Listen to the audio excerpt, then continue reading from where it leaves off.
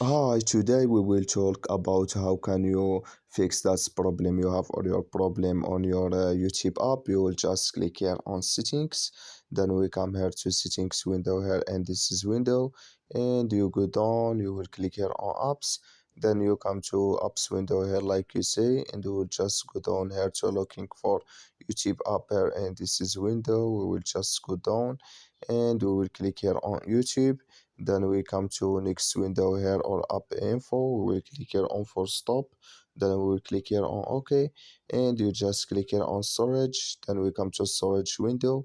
You click here on clear cache, then you click here on clear data, and you just go to Play Store and update your YouTube app, and it's going to work with you.